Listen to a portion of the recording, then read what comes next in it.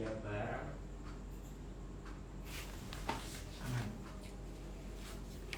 terus diklat FHUI. Wah, udah aktif nih, tinggal minta masuk itu. Wah, udah ada satu orang bergabung. Udah dikirim ke Mas Victor? Dia tinggal ini aja toh. Oh, ikut aja. Terus kan itu. Udah minta Mas Victor? Mana belum? Udah minta Mas Victor?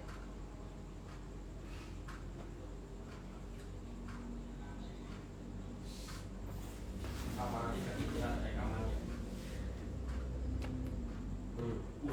Reninta Gustiani Musaleh Akhian Megantara. Mana Victor? Mas Victor udah? Siapa misalnya? Iya. Soleh.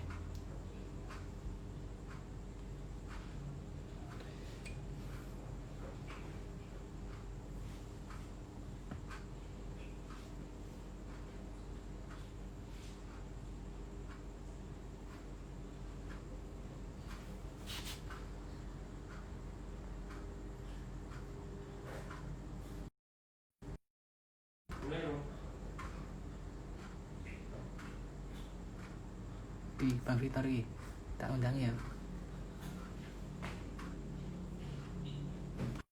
Ikhlas. Wis masuk wis.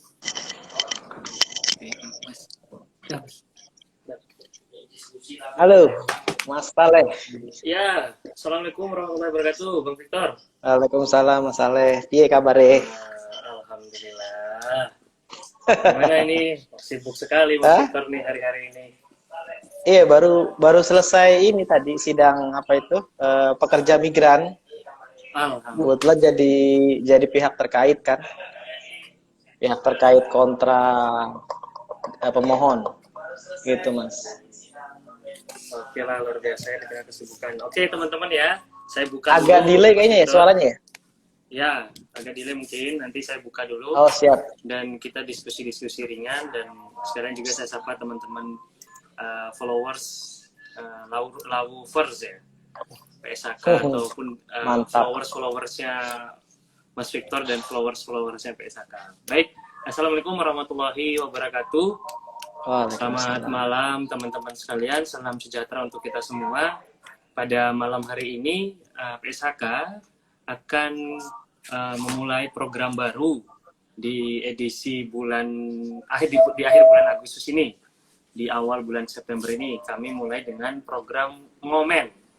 Sebenarnya Ngomen ini awalnya dimaknai sebagai ngomentari Wamen.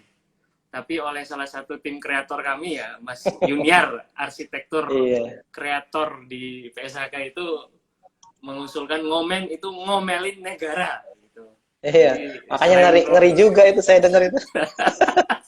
Ya, tapi nanti kalau ada yang baper kan kita bisa bilang, kita kan nggak ngomelin negara-negara mana yang kita ngomelin kan bisa kita berpilah.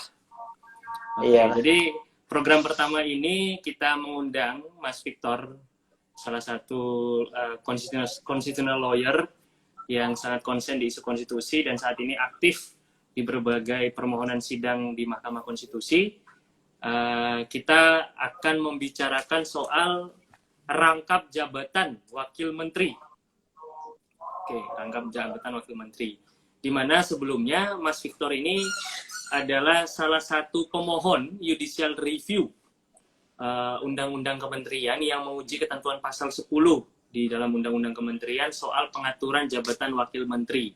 Dan beberapa hari lalu, sekitar kalau nggak salah tanggal 27, Mahkamah Konstitusi telah memutus sengketa tersebut yang pada intinya sebenarnya menolak permohonan pengujian materi dengan alasan legal standing kalau tidak salah, tapi ada beberapa substansi putusan yang sebenarnya patut untuk kita diskusikan pada malam hari ini. Tidak perlu berpanjang lebar, barangkali saya ingin sedikit berdiskusi sama Mas Victor, kira-kira apa sesungguhnya isi pokok dari permohonan judicial review itu dan kira-kira apa yang sebenarnya dimohonkan dan bagaimana sesungguhnya prosesnya dari awal sampai pada akhir dikeluarkannya putusan Mahkamah Konstitusi. Monggo, Mas Victor. Iya.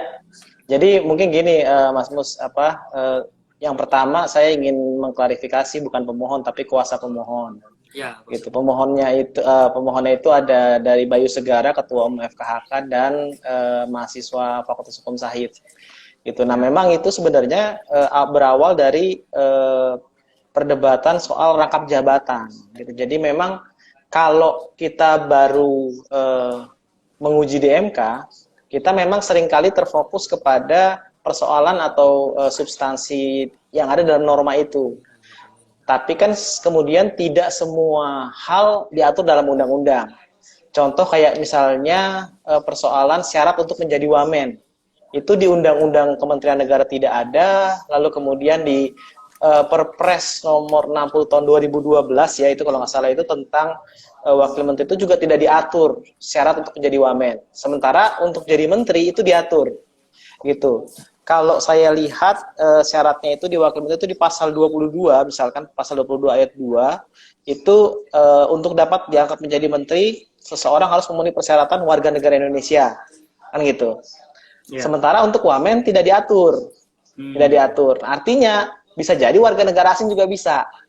Kan gitu. Karena tidak diatur dalam undang-undang, bahkan dalam perpres di bawah undang-undang yang tentang wamen juga nggak mengatur itu.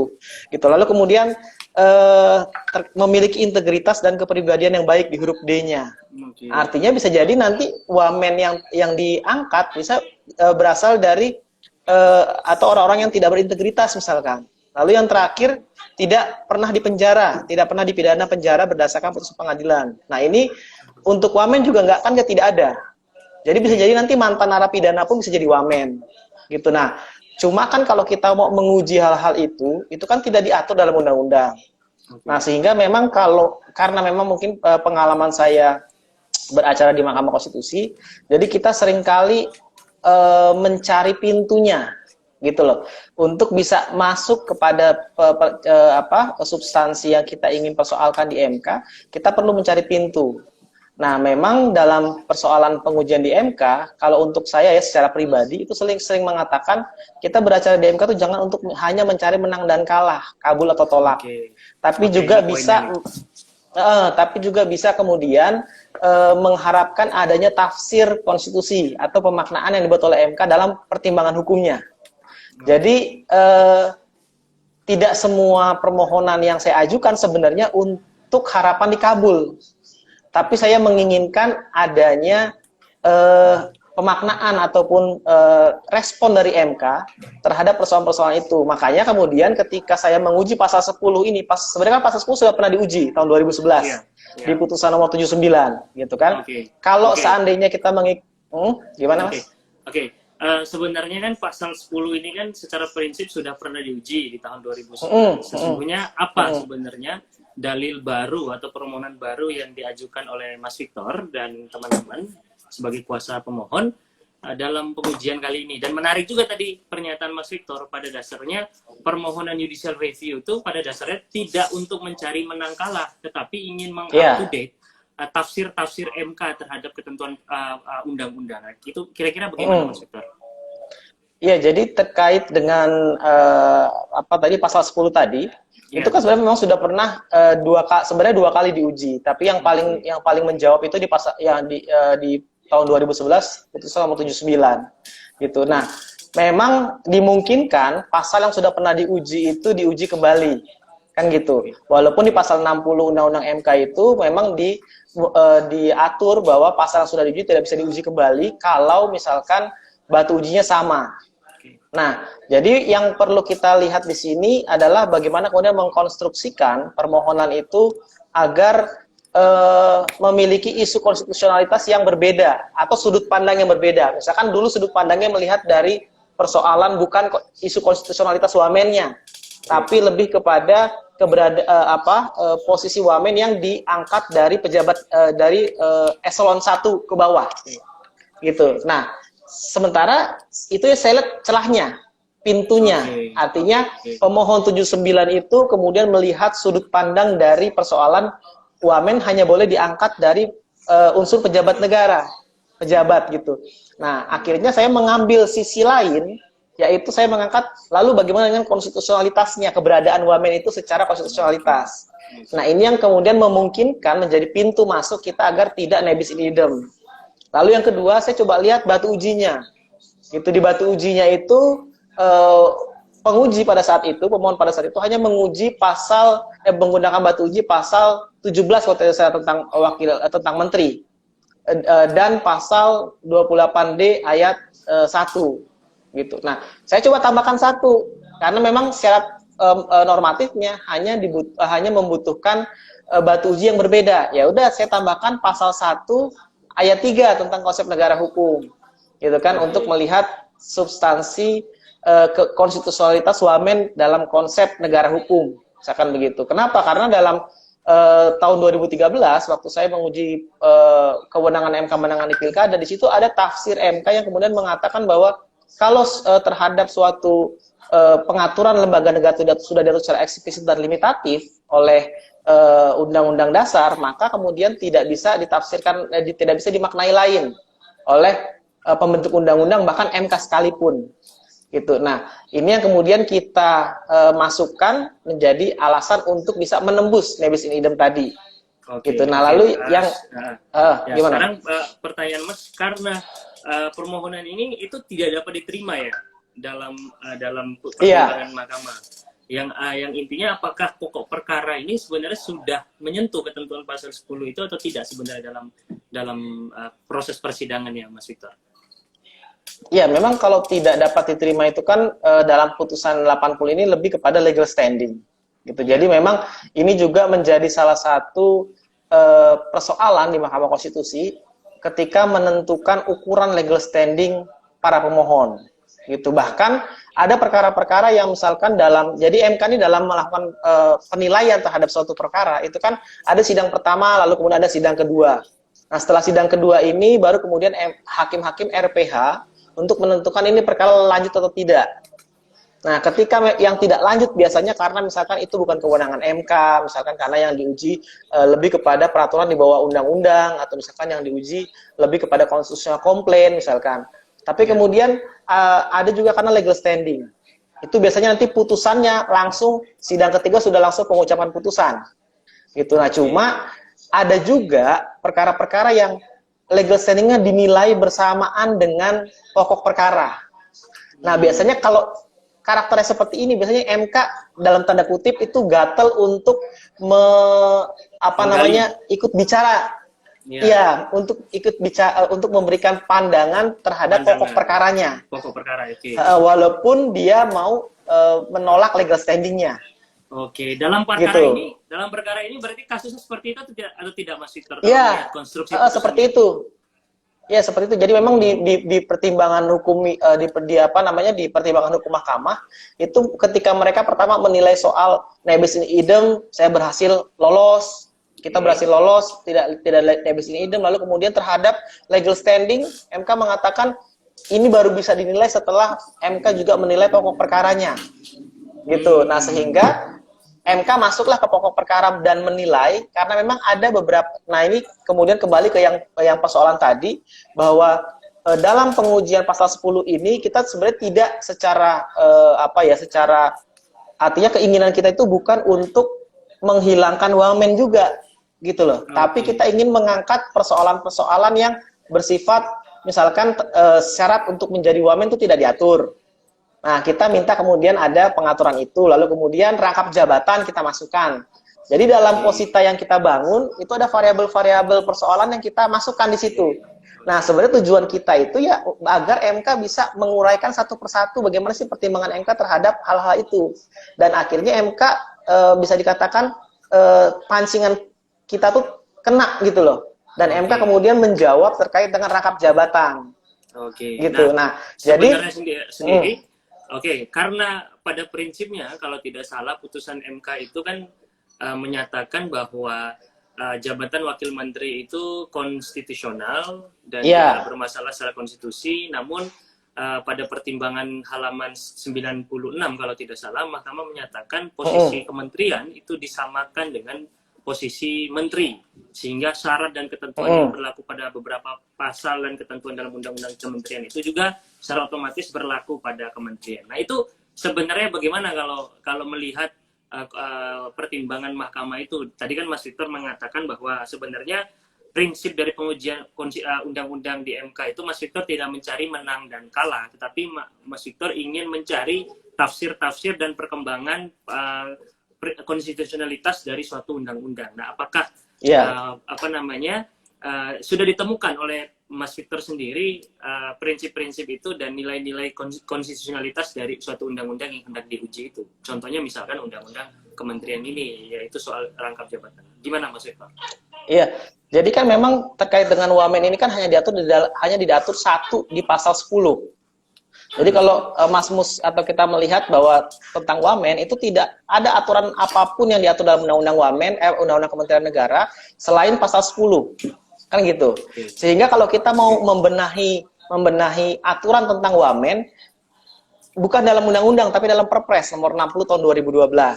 Padahal sebenarnya aturan-aturan yang terkait dengan syarat syarat untuk menjadi wamen dan lain-lain itu sebenarnya merupakan materi undang-undang.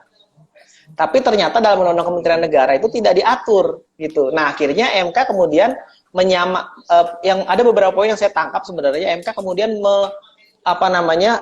menegaskan bahwa wamen itu pejabat negara. Kenapa? Karena dalam persidangan pemerintah menghadirkan ahli yaitu mantan wakil menteri.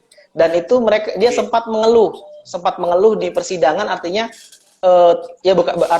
bukan mengeluh secara negatif ya, tapi hanya mengatakan bahwa posisi wamen ini sudah ditegaskan sebagai pejabat negara, tapi belum mendapatkan haknya yaitu pensiun. Oke. Gitu. Nah, mungkin inilah yang kemudian dijawab oleh MK juga sehingga menegaskan bahwa wamen itu pejabat negara, oleh karenanya aturan yang mengatur tentang menteri, rangkap jabatan menteri diberlakukan juga untuk wamen. Gitu. Nah, ini yang sebenarnya menurut kita juga kan menjadi persoalan karena apa? Karena terkait dengan tadi pengaturan menteri ini kan pengaturan wamen ini kan lebih kepada kalau di pasal 10 itu dibilang begini, dalam hal terdapat beban kerja yang membutuhkan penanganan secara khusus. Artinya menteri yang meminta adanya wamen kepada presiden itu kalau dilihat ada beban kerja yang memang membutuhkan penanganan khusus. Tapi kan kemudian ketika diberikan wamen dan wamen itu kemudian dirangkapkan menjadi komisaris. Nah, pertanyaannya sekarang di sini karena wamen tidak ada kerjaannya? Gitu. Kan gitu padahal dan kalau dikatakan kita lihat di juga tidak ada ukuran yang jelas apa yang dikatakan sebagai kementerian yang memiliki beban kerja yang cukup itu. Nah, itu ukurannya sendiri itu bagaimana juga itu kan? Ya, memang itu sempat dibahas juga dalam persidangan. Jadi persidangan itu sempat dibahas juga, diambil beberapa contoh kementerian kayak misalkan Mendagri, Kementerian Dalam Negeri. Itu cukup luas sekali tugasnya. Tapi kenapa tidak ada wamennya misalkan? Gitu. Nah, hal-hal itu yang kemudian menjadi persoalan. Sebenarnya sih kita melihat memang ada persoalan yang krusial terhadap konstitusionalitas wamen. Cuma kan kita melihat bahwa itu kalau kita lihat misalkan Kementerian Hukum itu kan mengurusi banyak sekali. Dia mengurusi soal lapas, mengurusi soal administrasi hukum dan seterusnya, tapi juga dijabat oleh satu orang. Kalau misalnya kita melihat juga menteri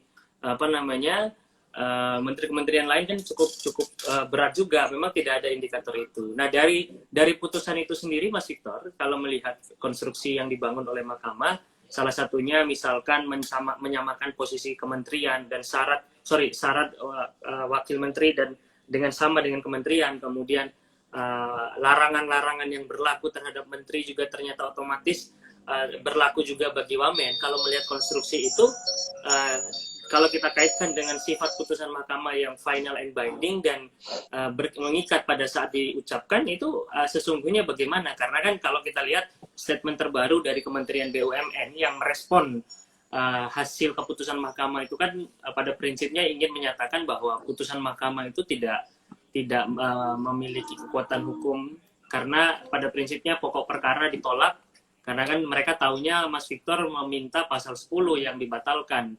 Tetapi kan para pihak itu kan tidak melihat sesungguhnya substansi dari permohonan itu. Tetapi kan Mahkamah dalam tanda kutip dalam pertimbangannya memberikan uraian bahwa posisi dari wamen itu sama dengan menteri, sehingga berbagai larangan-larangan yang diatur dalam kementerian dari jabatan menteri, misalkan dilarang rangkap jabatan, itu otomatis juga berlaku bagi wamen. Itu bagaimana dalam perkembangannya, Mas Victor? Iya, saya juga itu yang sebenarnya kan kemarin kita sempat ngobrol-ngobrol santai kan, artinya bahwa memang kalau kita lihat dari statementnya, yang saya garis bawahi di sini ada statement dari Menteri BUMN Pak Erick Thohir. Dia bilang dia tidak mau mengakui bahwa dia salah, dia bilang begitu kan. Tapi menurut dia putusan MK-nya ini hanya bersifat menyarankan. Gitu, menyarankan. Padahal kalau kita lihat dalam bunyi putusannya jelas sekali itu menegaskan, gitu kan, MK penting bagi Mahkamah untuk menegaskan, kan gitu. Nah, saya juga nggak tahu nih apa jangan-jangan pada saat Menteri BUMN ini kemudian mendapatkan informasi bahwa MK sudah memutus, begitu kan, lalu dia nanya sama staf khususnya misalkan apa putusannya, oh enggak Pak, tidak ditolak, tidak diterima, begitu kan. Terus perkembangannya dia hanya menyarankan. Nah, mungkin informasi yang diterima begitu, karena saya masih ragu kalau Menteri BUMN itu membaca langsung, dan juga mungkin bisa jadi Menteri BUMN ini tidak memahami konstruksi putusan MK itu terkait dengan bagian-bagian mana yang kemudian memiliki atau mengikat yang bersifat final dan mengikat gitu. Nah, yang jadi persoalan kalau menurut saya begini, Mas. Jadi kalau untuk putusan MK ini kan kemudian disamakan dengan putusan-putusan Court of Justice, putusan-putusan pengadilan negeri misalkan gitu. Nah, persoalannya kan ini kan memiliki perbedaan yang cukup signifikan. Misalkan peran MK dalam hal dia bisa sebagai penafsir akhir konstitusi misalkan. Lalu dia memberikan tafsir-tafsir itu kan tentunya kan akan diberikan dalam pertimbangan hukum. Gitu.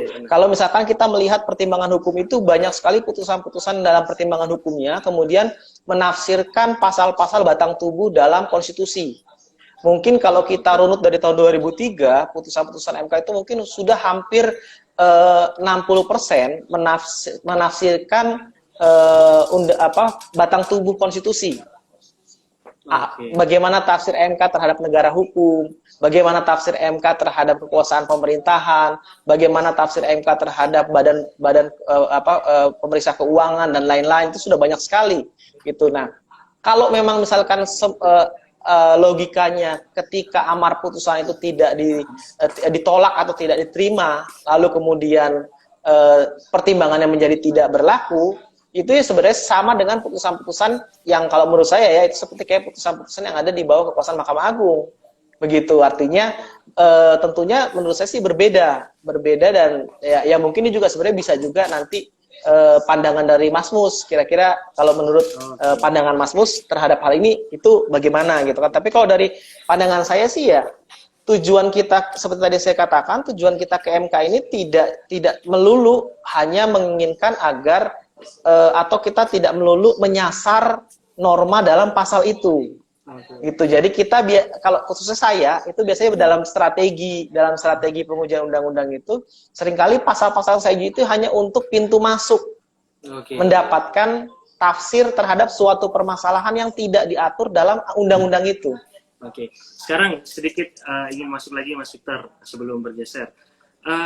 Setelah permohonan itu kemudian dia dapat diterima, Mas Victor sendiri apakah menemukan perkembangan tafsir itu oleh Mahkamah Konstitusi? Tadi, misalnya kalau kita lihat konteks meskipun memang tidak dapat diterima, kalau kita lihat konteks tafsir itu, apakah dari berbagai permohonan dan beberapa alat bukti yang diajukan oleh Mas Victor di persidangan, apakah beberapa ketentuan itu semua dalil dan alat bukti yang diajukan Mas Victor itu kemudian dipertimbangkan dalam putusan itu, Mas Victor?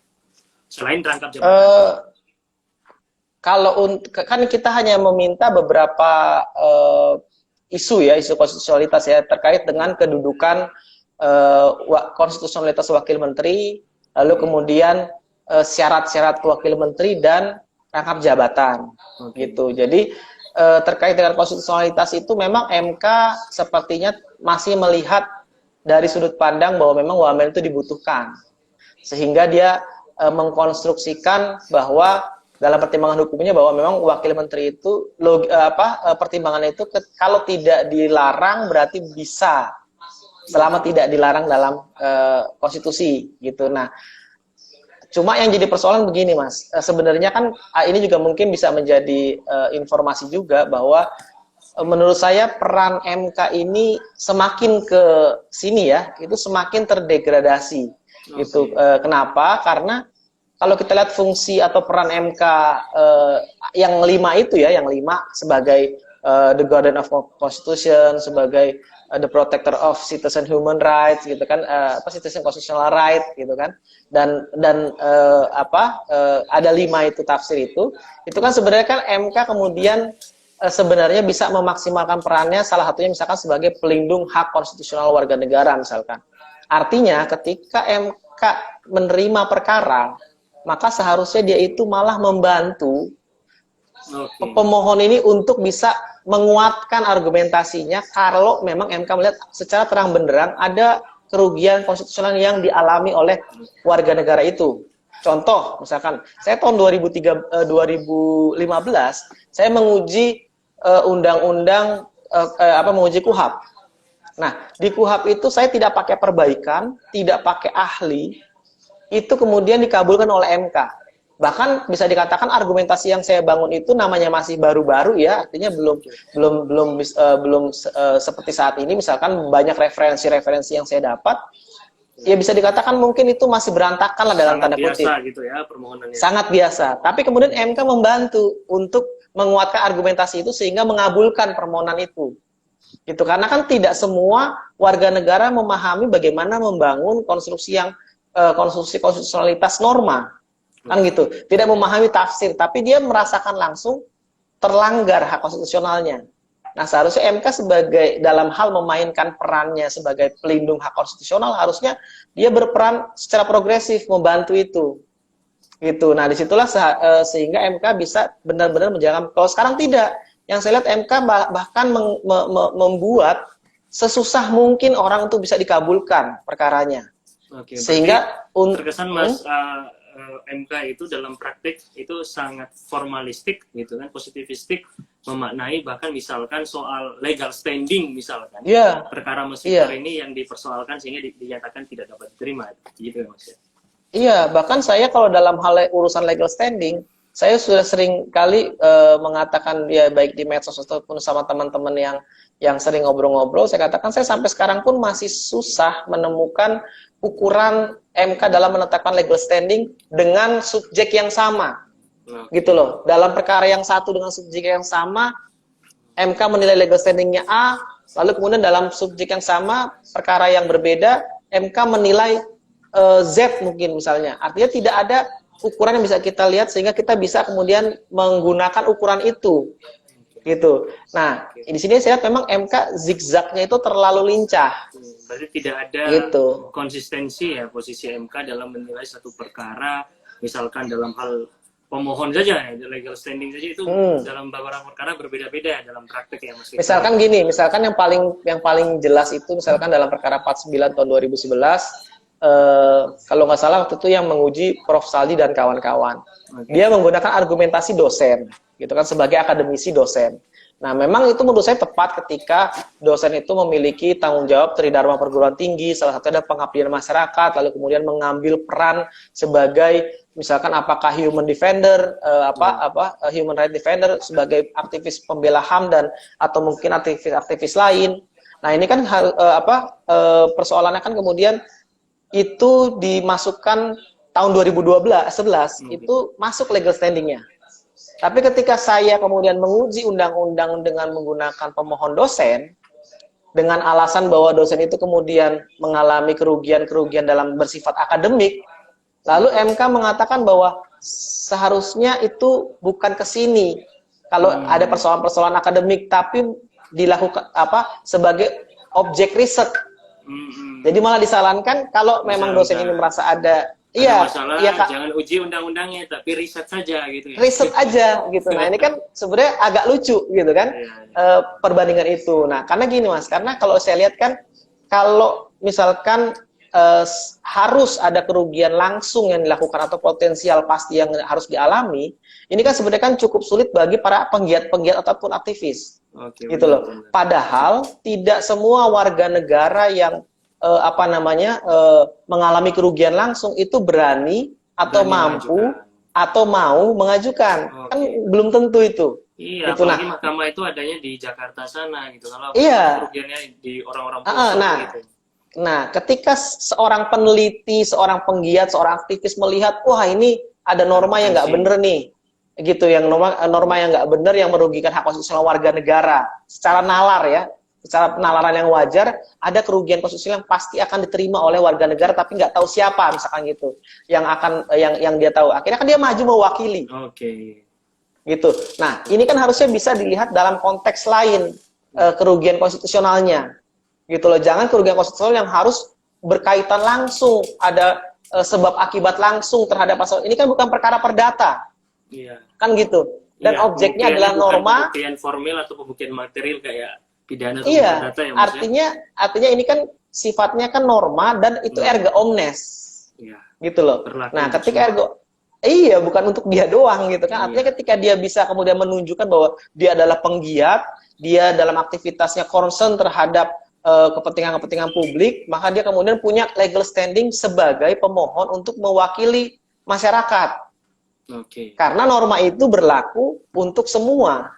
Kan gitu. Tapi kan MK kemudian mengatakan, ya kenapa nggak riset aja ya, ini tidak memiliki kerugian langsung. Akhirnya malah MK kemudian memperkecil kemungkinan warga negara itu untuk bisa menegakkan konstitusi. Gitu loh, memperkecil kemungkinan warga negara untuk bisa ikut bersama. Padahal tanggung jawab untuk penegakan konstitusi itu merupakan tanggung jawab seluruh warga negara. Kan gitu. Oke, kalau kita misalkan balik lagi nih tadi ke soal permohonan. Nah, saat ini kalau kita lihat berbagai pertimbangan mahkamah, misalkan salah satunya melarang wakil menteri untuk rangkap jabatan, kemudian memposisikan wamen seperti sama dengan menteri. Saat ini sesungguhnya kalau melihat konstruksi hukum itu dan adanya respon-respon yang berbeda nih dari kalangan, kan tentu juga melahirkan persoalan hukum baru nih kan, Mas Victor, tentu akan melahirkan yang namanya ketidakpastian hukum karena tafsir terhadap ketentuan undang-undang kementerian dan tafsir terhadap lahirnya putusan Mahkamah Konstitusi yang baru ternyata disikapi berbeda oleh masyarakat, bahkan oleh pejabat terkait gitu. Nah, itu sesungguhnya melihat putusan ini gimana nih Mas Victor sebagai salah satu kuasa pemohon? Ya, sebenarnya kan kalau kita kan melihat pentingnya berkonstitusi dalam bernegara, gitu kan. Nah, itu sebenarnya harusnya lebih dipegang teguh oleh para pejabat negara atau penyelenggara negara, kan gitu. Nah, sehingga seharusnya kalau memang mereka menjadi pejabat negara belum ngerti bagaimana kemudian kekuatan hukum putusan MK, harusnya itu kan ada ya mungkin diberikan informasi lah begitu agar mereka memahami. Tapi kan ini kan akhirnya malah menurut saya sih cukup memalukan ya ketika seorang pejabat negara apalagi setingkat menteri tidak memahami terkait dengan keberlakuan putusan MK misalkan. Karena gini, mungkin mereka masih melihat konsep putusan MK pada saat MK baru berdiri misalkan, yang belum mengalami banyak transformasi model-model putusan gitu. Kalau zaman Prof. Jimli misalkan itu sangat ketat sekali, bahkan legal standing misalkan. Lalu kemudian berubah di zamannya Prof. Mahfud misalkan, bahkan dia lebih progresif dalam hal melakukan penilaian terhadap legal standing, pokok perkara begitu. Nah, ini kan persoalannya kan kemudian terkait dengan permohonan yang diajukan, itu kan kemudian MK juga melihat dalam bisa dikatakan seperti kacamata kuda. Yang pertama, legal standing tidak diterima, lalu kemudian tapi dia gatal untuk menjawab persoalan rangkap jabatan. Tapi ya menurut kita itu cukup kalau dari kita sih cukup puas lah mendapatkan tafsir seperti itu. Oke, sekarang Mas Victor nih ada pertanyaan dari Bapak Direktur, Bapak Alan Fatan Gani Boleh. Wardana. Kebetulan sebenarnya Bapak Alan ini sedang di kantor juga, dan kebetulan hari ini saya live di kantor. Tapi Bapak Alan ini menyampaikan pertanyaan lewat Iya. ngomen. Beliau ngomen di kolom Ngomen. Beliau mengatakan perlu nggak nih revisi Kementerian Negara dengan mengatur secara tegas larangan rangkap jabatan wamen. Nah ini Mas Victor sendiri melihat konstruksi ketentuan putusan mahkamah dengan respon Mas Bang Alan nih yang nanya perlu nggak revisi itu gimana? Kalau saya kalau bilang perlu atau tidak itu tentunya sangat perlu. Kenapa? Karena seperti tadi yang saya jelaskan, tidak ada aturan-aturan yang mengatur tentang wamen dalam Undang-Undang Kementerian Negara. Oke. Sementara MK kemudian memberlakukan pasal 23T itu untuk wamen juga. Artinya sebenarnya pertimbangan hukum MK ini sebenarnya berimplikasi kepada pasal-pasal lain.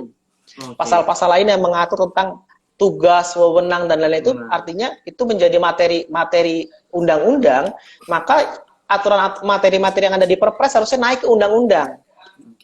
Sebenarnya tugas wamen aja itu tidak diatur dalam Undang-Undang Kementerian Negara. Padahal dalam pasal 9 Undang-Undang Kementerian Negara itu mengatur tentang tugas dan fungsi pejabat-pejabat di bawah menterinya. Dan di situ nggak ada wamen loh. Gitu. Mulai dari sekretariat jenderal dan lain-lain itu nggak ada wamen di situ. Nah, sebenarnya wamen tempatnya di mana dalam undang-undang? Itu kan juga nggak ada. Artinya ya benar sekali Mas Victor, kalau misalkan kita ingin melakukan penataan yang baik, misalkan menjalankan merit system dengan cukup baik, menata organisasi kelembagaan dan seterusnya, harusnya memang wamen ini hal yang lumrah untuk diatur dalam peraturan perundang-undangan, khususnya undang-undang, berarti gitu ya Mas Victor ya? Iya, karena kalau misalkan diatur dalam Perpres, artinya kan ini akan muncul kebebasan presiden untuk mengatur kewenangan wamen, kan gitu. Makanya pentingnya mengatur itu dalam undang-undang itu kan agar kemudian juga terkontrol fungsi dan wewenangnya, gitu. Karena baik susunan organisasi tidak diatur, fungsi tugas kewenangan juga tidak diatur dalam undang-undang. Artinya apa? Artinya presiden bisa saja mengatur apapun melalui Perpres. Kan gitu. Nah, ini tentunya akan mengganggu roda pemerintahan di kementerian itu. Dan memang dalam keterangan ahli yang disampaikan oleh ahli dari pemerintah, itu memberikan sinyal adanya seringkali tabrakan keinginan secara politik antara menteri dan wamen, atau antara pejabat-pejabat di bawah menteri dengan wamennya. Gitu loh. Karena seringkali karena tidak ada tugas yang jelas oleh dalam undang-undang diatur, maka ya dia bisa menjalankan sesuai dengan apa yang diperintahkan oleh presiden. Oke. Gitu. Mas Victor sendiri, tadi berarti rekomendasi Mas Victor ini terhadap putusan mahkamah ini adalah tentu merevisi undang-undang kementerian ya, karena kalau saya lihat tadi penjelasan Mas Victor melihat meskipun permohonan Mas Victor dan teman-teman itu tidak dapat diterima, secara prinsip putusan mahkamah ini telah memberi tafsir yang jelas terhadap kedudukan wamen dan beberapa persoalan-persoalan kekinian yang terjadi. Berarti gitu ya Mas Victor ya? Iya, cuma tadi saya sebenarnya belum selesai menjelaskan bahwa kalau dikatakan perlu memang perlu. Tapi yang jadi persoalan sekarang kapan akan terjadi revisi? Kan gitu. Nah, ini kan menurut saya tidak dalam waktu yang cepat untuk bisa menindaklanjuti putusan MK. Padahal banyak hal-hal krusial yang perlu diatur. Misalnya tadi saya katakan syarat untuk menjadi wamen itu tidak diatur dalam undang-undang ataupun Perpres. Oke, sebentar Mas Victor, tahan sedikit. Ada pertanyaan lagi nih dari Mas Ilham Wibowo. Pertanyaannya begini, bisakah frasa syarat beban kerja yang membutuhkan penanganan khusus itu diuji ke mahkamah?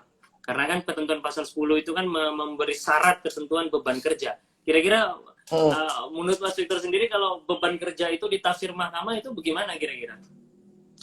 Jadi gini, kalau di MK itu kan ketika apalagi kita ingin menghapuskan frasa ya. Ketika kita ingin menghapuskan frasa, maka kita harus bertanggung jawab juga untuk menyusun frasa itu, pengalaman saya. Gitu. Maka kalau misalkan kita katakan bahwa terkait dengan beban kerja itu dihapus, maka apakah kalimat dalam pasal 10 ini kemudian menjadi jelas atau malah nanti menimbulkan ketidakjelasan. Oke.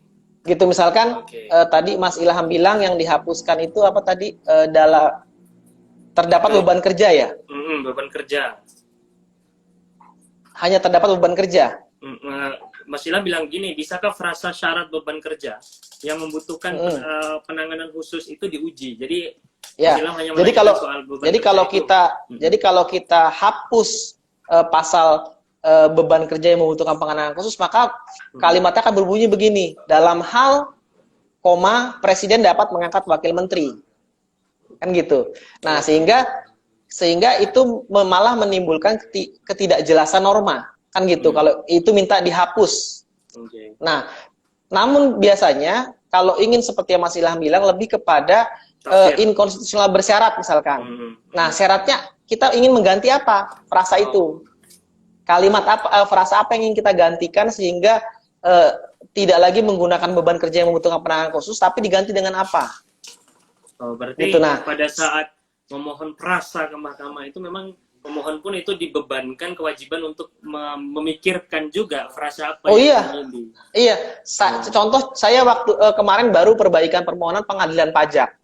Oke. Lalu dalam pengadilan pajak itu karena pasal yang diuji pasal 5 ayat 2 itu akan memindah pembinaan organisasi administrasi dan keuangan itu ke Mahkamah Agung, maka berimplikasi kepada pasal-pasal lain. Nah, sehingga pasal-pasal lain itu harus saya masukkan dalam perbaikan menjadi penambahan pasal, dan frasa-frasa itu saya uraikan satu persatu, lalu kemudian di bawah petitumnya itu ketika kita ingin menghapuskan frasa ini misalkan, lalu kemudian kita perlu menuliskan sehingga bunyi pasal selengkapnya menjadi, nah di situ kita tuliskan di situ bunyi lengkap sesuai dengan yang versi yang kita mau. Oke, Itu, itu Mas nah, Ilham itu juga bilang begini, Mas Victor.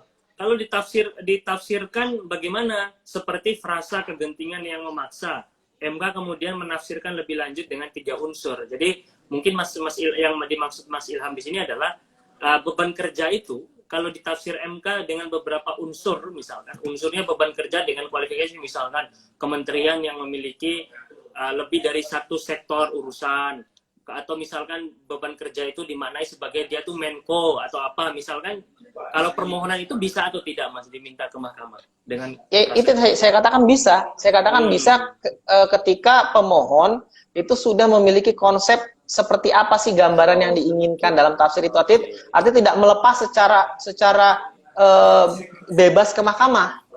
Karena itu akan sangat mudah bagi mahkamah untuk menolak. Oke, Kalau dikatakan bisa, ya bisa. Permohonan Mas Victor dan teman-teman berarti memang murni meminta ketentuan pasal 10 itu dibatalkan secara keseluruhan. Iya. Iya, Oke.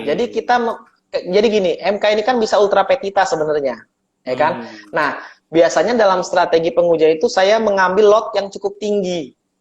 Sehingga nanti turunannya akan diserahkan kepada mahkamah. Bagaimana menurut mahkamah kalau pengen ultra petita misalkan. Jadi langsung kita main yang paling tinggi aja, minta aja dibatalkan. Iya. Jangan minta setengah. Iya, gitu ya. tapi tidak semua ya, tidak semua perkara strateginya dipukul rata seperti itu dalam hal ini menarik ini. dalam hal apa yang ingin kita minta misalkan contoh kayak wakil menteri. Karena wakil menteri ini kemudian tidak mengatur tentang hal-hal yang ingin diatur misalnya kayak rangkap jabatan, kan tidak ada pasalnya dalam Undang-Undang Kementerian Negara. Maka kita minta sekalian ini karena nggak jelas normanya, hapus saja gitu. Cuma alasan-alasan itu kita gambarkan dalam posita. Kenapa tidak jelas? Karena tidak ada aturan syarat, karena rangkap jabatan dan lain-lain. Nah, tujuannya supaya apa? Supaya MK menjawab persoalan-persoalan yang kita elaborasi dalam posita. Oke. Kalau saya lihat sesungguhnya apa yang disampaikan oleh Mas Victor dalam permohonan itu sebenarnya sudah tergambarkan, meskipun memang pada akhirnya memang tidak membatalkan ketentuan pasal 10, misalkan memposisikan wamen setara dengan menteri dan melarang rangkap jabatan itu sendiri. Artinya sesungguhnya Mas Victor dan teman-teman itu sesungguhnya telah berhasil dalam menarik MK untuk memberikan tafsir ketentuan pasal 10 itu. Kalau saya lihat misalkan khususnya di halaman 96 itu mahkamah dengan tegas menyatakan bahwa wamen itu tidak boleh rangkap jabatan, dan saya kira rumusan putusan mahkamah itu tidak boleh dilihat hanya pada putusan akhir mahkamah, tapi juga harus dilihat secara keseluruhan. Artinya pertimbangan itu adalah satu kesatuan putusan yang tidak bisa dipisahkan dari putusan mahkamah, pertimbangan hukum itu. Itu bagaimana kalau Mas Victor sendiri melihat itu sudah masuk? Iya, makanya kan kita kemudian tidak bisa juga memaksakan semua orang, apalagi orang awam memahami. Itu kan bahkan banyak lawyer-lawyer pun yang kemudian menganggap bahwa kalau ditolak ya udah berarti tidak dianggap itu semua pertimbangan hukumnya misalkan begitu, atau kalau tidak diterima ya apalagi tidak diterima misalkan dianggap berarti tidak ada putusan itu begitu kan, karena tidak diterima legal standingnya gitu. Tapi kan di MK itu kan tidak diterima, dalam perkembangannya bisa juga menjawab posita gitu loh. Nah ini yang kemudian kalau saya ambil contoh satu kasusnya yang dipegang oleh Refli Harun terkait dengan perbuatan tercela dalam undang-undang pilkada. Itu dia ditolak dalam amar putusannya, tapi ditafsirkan dalam pertimbangan hukumnya. Dan itu menguntungkan klien yang dipegang oleh Bang Refli Harun. Artinya, secara target tercapai, gitu. Targetnya tercapai bagaimana bisa memberikan keadilan kepada kliennya. Tapi secara normatif putusan MK ya ditolak. Oke, sebenarnya gini Mas Victor, ada satu hal yang sebenarnya agak ekstrim yang ingin saya sampaikan pada malam hari ini.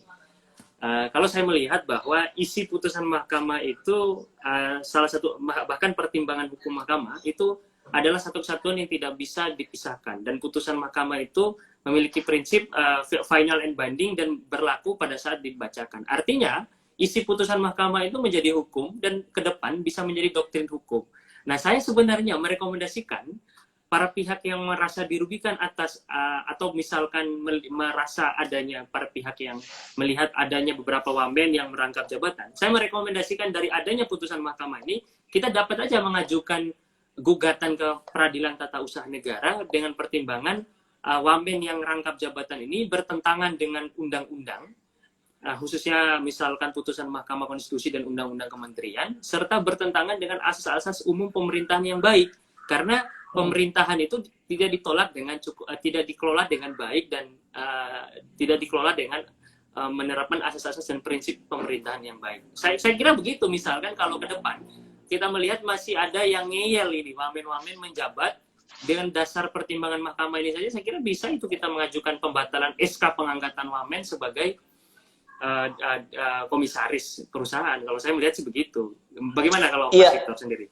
Iya benar sekali itu Mas. Jadi gini, memang itu ada beberapa persoalan yang penting kita lakukan untuk bisa memperkuat daya eksekutorial dari putusan Mahkamah Konstitusi, gitu. Karena gini, terkait dengan putusan ini seharusnya jangankan sehari, sejam atau semenit mungkin pada saat diputuskan itu seharusnya Menteri BUMN itu harus langsung melakukan rapat untuk memutuskan mencopot wamen-wamen yang menjabat sebagai komisaris utama. Jadi dicopot jabatan komisaris utamanya kalau memang ingin menjadi wamen, atau dicopot jabatan wamennya dan tempatkan di komisaris dalam sebuah BUMN.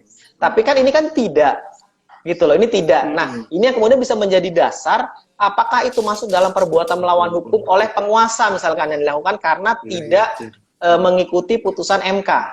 Nah, tapi persoalannya sekarang dengan membahas perbuatan melawan hukum, tafsir terhadap perbuatan melawan hukum ini yang kemudian perlu diuji juga ke Mahkamah Konstitusi. Apakah perbuatan melawan hukum yang dimaksud itu terhadap undang-undang atau juga termasuk putusan MK? Oke. Menarik ide berarti Mas Victor. Kalau kita lihat memang harusnya ya seperti itu. Saya secara pribadi pun menyatakan sepakat dengan apa yang Mas Victor tadi sampaikan, bahwa sejak 1 menit setelah mahkamah keluar dari ruang sidang, sejak saat itu pula atau sejak palu itu diketuk ya putusan mahkamah itu berlaku, dan pada saat itu pula harusnya pelaku atau pihak terkait yang memiliki akibat hukum terhadap berlakunya undang-undang yang diuji di mahkamah harusnya sudah mengambil sikap. Salah satunya misalkan mencopot jabatan direksi yang di saat ini dijabat oleh wamen-wamen yang lain. Tapi sesungguhnya Mas Victor, sebelum kita akhiri ya, kita punya waktu tinggal 10 menit lagi. Di atas semua sesungguhnya kan ada etika, karena muara hukum itu kan adanya di etika. Percuma hukum itu kan hanya berada pada teks. Pun kalau tidak dibarengi dengan etika hukum kan tentu hukum itu tidak ada artinya. Nah, Mas Victor sendiri melihat bagaimana peran mahkamah terhadap tafsir undang-undang kementerian ini, dan bagaimana pejabat negara menyikapi ini. Kalau Mas Victor melihat apa, kalau kita menggunakan kacamata standar etik ya, atau misalnya kita ingin menggunakan kacamata etika konstitusi dalam melihat perkembangan hukum ini, Mas Victor. Iya, mungkin menurut saya seandainya pejabat-pejabat negara itu bermental negarawan, saya pikir ini sebenarnya tidak akan menjadi persoalan, karena mereka kemudian langsung menjemput secara positif dari putusan itu. Kalau memang mengatakan butuh proses, terlihat dari statementnya saja lah minimal. Misalkan kayak kemarin, misalkan ketika MK memutus, lalu kemudian statement yang dibuat oleh Kementerian BUMN malah mengatakan seperti tidak mau melaksanakan. Gitu. Nah, ini kan sebenarnya kan sudah menunjukkan bukan sifat negarawan dalam hal menduduki jabatan-jabatan yang seharusnya diduduki oleh orang-orang yang memang bermental negarawan, gitu kan. Nah, ini ya, nah kalau itu sebenarnya sudah diduduki oleh orang-orang yang tepat, saya pikir sebenarnya kita tidak perlu memusingkan tindak lanjut dari putusan MK itu. Tapi kan ini sekarang kan saat ini kan yang jadi persoalan kan mereka-mereka yang duduk itu kemudian tidak mengindahkan itu, sehingga akhirnya kita penggiat inilah yang jadi pusing kan. Apalagi saya sebagai konstitusional lawyer misalkan dianggap ya ngapain kita nguji ke MK lah, sia-sia kok putusannya. Gitu. Ini Mas Victor, ternyata masih ada pertanyaan nih dari Mas Adi Fauzani. Mas Adi bertanya seperti ini, peluang mana yang lebih besar dikabulkan dalam JR? Sebagaimana tadi disampaikan, kita memberikan opsi tafsir yang sebenarnya sesuai dengan UUD, atau melimpahkannya untuk ditafsirkan, melimpahkan ke MK untuk ditafsirkan. Itu pertanyaannya, diminta tafsir atau dilimpahkan? Itu bagaimana? Ya, kita sebagai pemohon itu sebenarnya harus sudah memiliki konsep ingin seperti apa yang kita minta. Makanya ada istilah petitum kan. Petitum itu apa yang diminta kan gitu. Nah, kalau kita misalkan menyerahkan ke MK, lalu apa petitumnya? Kan gitu. Makanya sebenarnya penemuan hukum itu juga banyak dimainkan oleh lawyer sebenarnya. Tinggal nanti hakim yang meneguhkan terkait dengan adanya penemuan-penemuan itu gitu kan. Nah, cuma persoalannya kan kemudian pengalaman saya itu MK juga sering dalam tanda kutip itu lari-lari gitu loh. Jadi itu yang kadang gitu ya, menghindar dengan cara karena banyak dalam putusan-putusan saya itu yang tidak dijawab oleh Mahkamah Konstitusi misalkan. Yang tidak disinggung sama sekali, misalkan contoh kayak undang-undang putusan OJK yang saya uji itu kalau dipelajari itu agak cukup cukup MK membangun konstruksi sendiri gitu, tidak menanggapi apa yang kita bangun. Oke, Mas Victor, kita tinggal punya sisa waktu 5 menit lagi. Tapi sebenarnya gini Mas Victor, sebelum ke sana, saya secara pribadi merekomendasikan kalau sampai pada hari ini atau beberapa hari ke depan, Kementerian BUMN atau kementerian terkait yang ada beberapa wamen-wamen yang masih merangkap jabatan dan tidak ingin mengikuti putusan mahkamah ini, dan memang pembentuk undang-undang tidak merespon undang-undang kementerian masuk dalam pembahasan untuk direvisi, saya pribadi mengusulkan bahwa SK pengangkatan direksi atau SK pengangkatan wamen itu kita gugat aja ke Peradilan Tata Usaha Negara dengan pertimbangan melanggar ketentuan undang-undang kementerian, junto putusan mahkamah, dan juga melanggar asas-asas pemerintahan yang baik atau pemerintahan yang layak. Kalau saya melihat seperti itu ke depan, kalau memang sampai pada ke depan tidak ada respon itu. Dan itu mungkin pesan-pesan saya secara pribadi. Dan mungkin untuk menutup sesi diskusi ini, saya ingin memberikan menanyakan kepada Mas Victor, kira-kira poin apa yang kita ambil dari, atau hikmah apa yang bisa kita ambil dari putusan mahkamah yang kemarin, dan bagaimana cara kita ke depan untuk terus menjaga semangat menegakkan prinsip-prinsip konstitusionalisme dalam pengujian undang-undang di Mahkamah Konstitusi. Monggo, Mas Victor. Ya, kalau saya melihat poin yang paling penting dalam upaya fenomena yang terjadi saat ini terkait dengan putusan MK ini, yang pertama menjadi tidak penting berkonstitusi itu dalam bernegara, gitu. Karena sebenarnya bagi para penyelenggara negara itu sangat penting untuk berkonstitusi dalam bernegara. Artinya kalau kita bicara berkonstitusi itu kan sangat luas lingkupnya. Tapi yang paling utama adalah bagaimana kemudian mematuhi putusan-putusan Mahkamah Konstitusi dalam skup yang paling kecil misalkan gitu, untuk pengertian pentingnya berkonstitusi dalam bernegara gitu. Nah, mungkin kalau poin dalam hal bagaimana kemudian kita meningkatkan semangat ya, kita juga harus bisa memberikan kontribusi yang secara real untuk membenahi Mahkamah Konstitusi. Oke, membenahi gitu. Mahkamah Konstitusi ya. Yang menarik ini. Membenahi Mahkamah Konstitusi gitu. Gimana itu Mas Victor? Karena ya contoh misalkan RUU Mahkamah Konstitusi yang sedang digodok saat ini kan sama sekali hanya mengakomodir kepentingan-kepentingan tertentu tanpa terlihat adanya semangat untuk membenahi. Karena banyak hal-hal yang terlewat yang harusnya diatur dalam RUU tersebut. Harusnya Nah, Mas ini yang Victor ini penting. salah satu pihak yang dipanggil oleh pembentuk undang-undang soal isu-isu konstitusionalisme atau isu-isu perkembangan pembaruan undang-undang Mahkamah Konstitusi, kalau begitu ya, kalau melihat berbagai curhatan Mas Victor tadi kan. Iya, karena membuat RU-nya saja ngumpet-ngumpet Mas, jadi nggak mungkin kita dipanggil. Oke. Siap. Begitu. Oke Mas Victor ya, luar biasa Mas Victor. Terima kasih Siap. sebelumnya sudah mau sharing dengan kita di PSHK. Saya juga makasih nih Mas.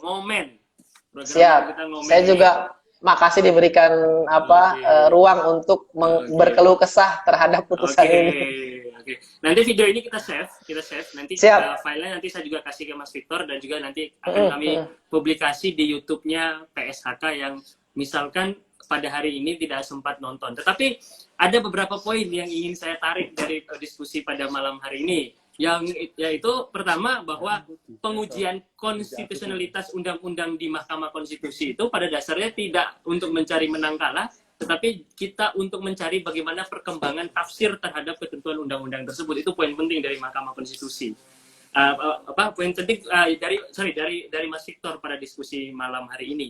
Dan Mas Victor juga menegaskan bahwa upaya kita mengajukan permohonan judicial review di Mahkamah Konstitusi juga itu ternyata bukan hanya upaya untuk memperbaiki dan membenahi undang-undang, tetapi juga turut membenahi institusi Mahkamah Konstitusi, karena berbagai macam isu-isu dan sikap Mahkamah itu kan bisa kita lihat dan bisa kita saksikan di dalam persidangan proses pengujian undang-undang di Mahkamah Konstitusi. Di samping itu juga kalau kita lihat, meskipun pada akhirnya Mas Victor dan teman-teman itu tidak diterima permohonannya di mahkamah, tetapi secara substansi apa yang menjadi hal yang diminta oleh Mas Victor dan kawan-kawan itu telah dimohonkan di dalam pertimbangan hukum oleh Mahkamah Konstitusi, sehingga layaknya pejabat negara atau pihak-pihak terkait dengan undang-undang kementerian ini perlu membaca lebih cermat dan perlu mengkaji lebih cermat apa yang ditafsirkan oleh mahkamah terhadap putusan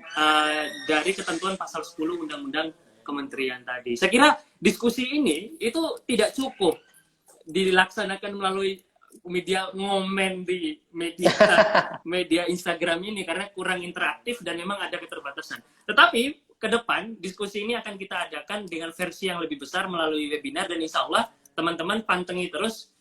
Insya Allah Mas Victor akan kami undang lagi di acara webinar di Zoom-nya PSHK ya, dan Mas Victor gitu ya. Siap.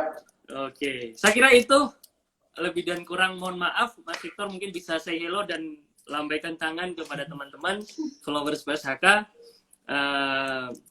Kita ketemu lagi pada pertemuan-pertemuan selanjutnya. Wassalamualaikum warahmatullahi wabarakatuh. Mas Victor, terima kasih. Waalaikumsalam. Terima kasih Mas Pus, teman-teman PSHK.